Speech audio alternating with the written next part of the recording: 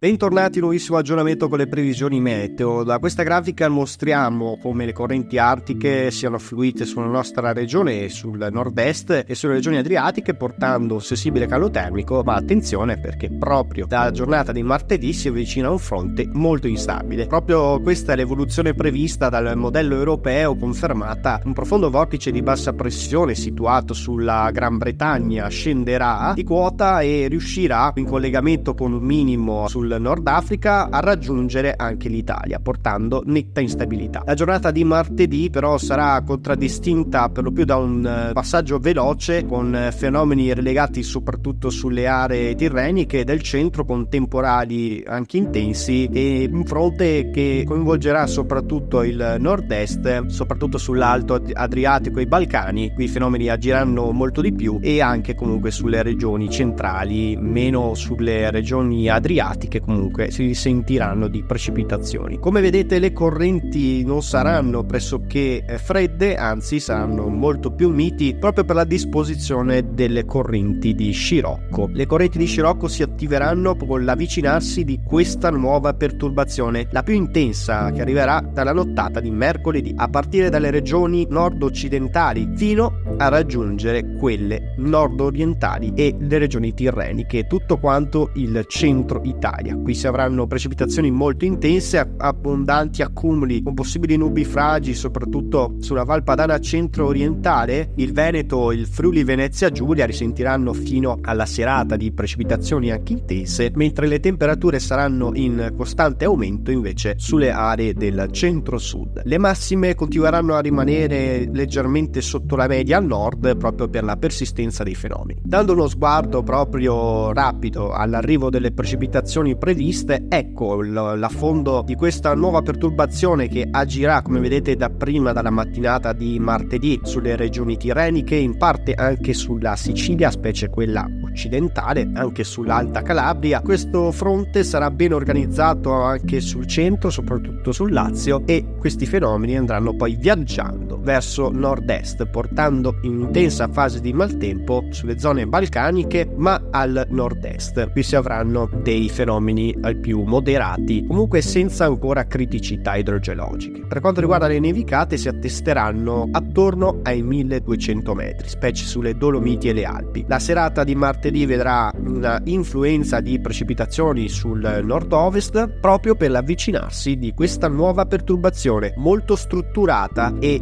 davvero notevole, perché porterà un'intensa fase di maltempo su gran parte dell'Italia. A partire proprio dalla nottata agirà su tutta la Sardegna, su tutte le regioni nord-occidentali, fenomeni un po' più deboli sul resto del nord, ma raggiungeranno anche qui il proprio apice proprio nel corso della mattinata e si estenderanno al resto d'Italia. Forti fenomeni con annesse abbondanti nevicate sulle Alpi, però al di sopra dei 1400 metri. Precipitazioni abbondanti si verificheranno sull'Appennino e sul nord-est, condizioni temporalesche locali anche sulla Sicilia, e questo fronte continuerà a viaggiare verso nord-est anch'esso, portando poi le precipitazioni verso il versante balcanico. Torneranno però alcune precipitazioni, come vedete dalla nottata di giovedì potrebbero nuovamente formarsi temporali rovesci a partire dal versante ligure e l'alta Toscana tra la mattinata e il pomeriggio sul resto del nord-est e delle regioni adriatiche. Questo insomma prima di una netta ripresa di stabilità del tempo su gran parte d'Italia, tranne qualche rovescio pomeridiano venerdì sulle regioni alpine e prealpine, specie nord-occidentali. Infatti, se notiamo da questa grafica, assistiamo proprio a una netta rimonta dell'anticiclone subtropicale di matrice africana, soprattutto sull'est Europa, ma come vedete sulla Grecia e al centro-sud, sulle regioni ioniche, fino a 23-24 gradi previsti sulla Puglia e sulla Calabria. L'anticiclone sarà molto più debole sulle regioni nord-occidentali e questo farà sì che manterrà il tempo molto variabile e di conseguenza potranno ancora verificarsi dei fenomeni proprio nel corso del weekend. Tuttavia vi ricordiamo che nel corso del weekend potrebbero esserci nuove sorprese, ma fin qua non ci spingiamo, vi ricordiamo di seguire i prossimi aggiornamenti meteo.